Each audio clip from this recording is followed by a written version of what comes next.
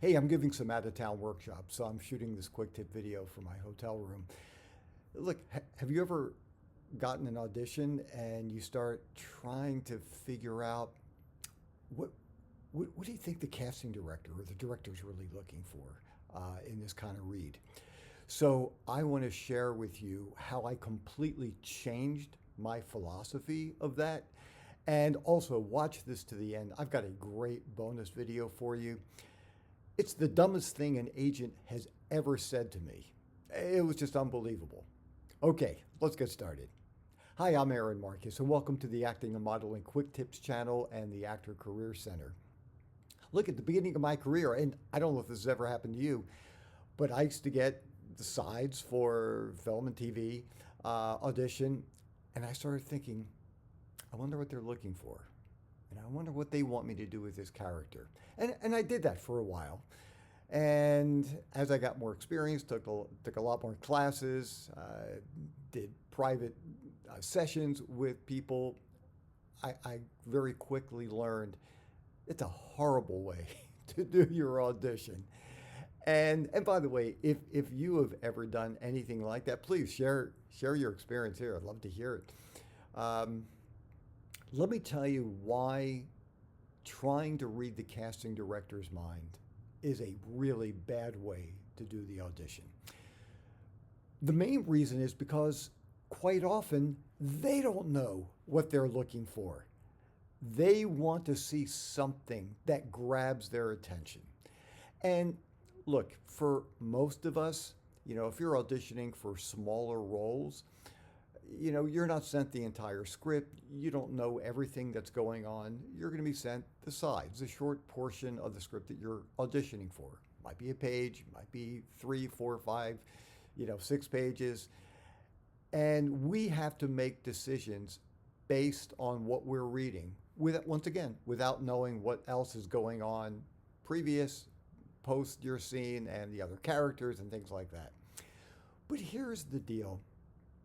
If you physically look right for the part and you give a read that's interesting, even if it's sent in the wrong direction, that should be enough for you to get a callback where they will give you notes and have you read again. Because, see, the way that I go into auditions is I want to have fun. That's my number one goal.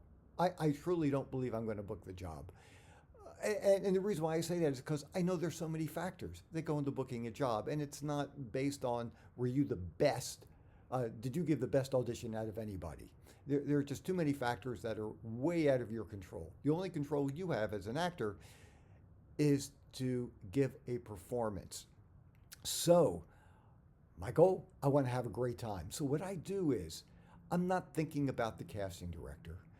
I am thinking, what would be interesting for this character? Sometimes I might go to one extreme, I might go to another extreme that doesn't quite make sense, and then figure out something more in the middle. But I never, at least not anymore, for decades, I never try to figure out what the casting director wants. I'm not trying to read the casting director's mind because there's no way of doing that. So anyhow, that is exactly what you want to do. You make decisions. That's the fun part of auditioning. You get a chance to play. You get a chance to experiment. You get a chance to do things that you think are interesting, whether it's right for the part or not. And I can tell you, there was one audition, and once again, I was not thinking about the casting director. It was a show many, many years ago. It was on NBC, and I was the executive director of a fancy schmancy country club. And members of my club were getting murdered. And so I thought, it might be really interesting. Instead of being sad as I'm being interviewed by the police officer, the homicide detectives, I actually was a little bit annoyed. I had no feelings whatsoever for my members.